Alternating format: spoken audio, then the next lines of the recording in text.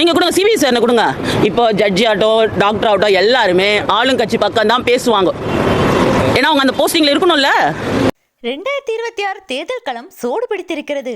இந்த முறை தேர்தலில் தலைவர் விஜய் அவர்களும் களமிறங்கி இருப்பதால் மக்களிடையே எதிர்பார்ப்பு அதிகமாக உள்ளது. 2026 தேர்தலில் வெற்றி பெற யாருக்கு வாய்ப்பு அதிகமாக உள்ளது? மக்கள் யாருக்கு வாக்களிக்க விரும்புகிறார்கள்? கரூர் துயர சம்பவத்தை பற்றி மக்கள் என்ன நினைக்கிறார்கள் என்ற கருத்துகளும் மக்களிடையே கேட்கப்பட்டு வருகிறது. கருத்துக்கள் கேட்கப்பட்ட நிலையில் ஆளும் கட்சியை கதறவிடும்படியாக பேசியுள்ளார் பெண் ஒருவர். அடுத்த வருஷம் 2026 மாறுற வரைக்கும் ஆளுங்கட்சி பக்கம் தான் ஜட்ஜி, போலீஸ் எல்லாருமே அவங்க தான் பக்கம் தான் பேசுவாங்க. அடுத்த 6 மாசம் வரைக்கும் அவங்க அந்த போஸ்டிங்ல இருக்கணும் இல்ல. 2026 ஆட்சி மாற்றம் வர்ற வரைக்கும் ஜட்ஜ், போலீஸ், டாக்டர்ஸ் எல்லாருமே அவங்க பக்கம் தான் பேசுவாங்க. விஜய் கேட்கிற இடத்த கொடுத்தா மக்களுக்கு இந்த பிரச்சனை வந்திருக்காது. மாநாடு நடந்தது, அதுல ஏதாவது பிரச்சனை வந்ததா? கரூர்ல அவர் பேசிட்டு இருந்ததுக்கு பக்கத்திலேயே ஒரு ஹாஸ்பிட்டல் இருந்தது, அங்க கொண்டு போயிருக்க வேண்டியதுதானே? எதுக்கு இவங்க கவர்மெண்ட் ஹாஸ்பிட்டல் கூட்டிட்டு போனாங்க?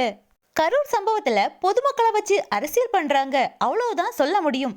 அதோட ஹாஸ்பிட்டல்ல அன்பில் மகேஷும் செந்தில் பாலாஜியும் ரொம்ப நல்லாவே நடிச்சாங்க என்று ஆளும் கட்சிக்கு எதிராக சரவடியாக பேசியுள்ளார் அந்த பெண்.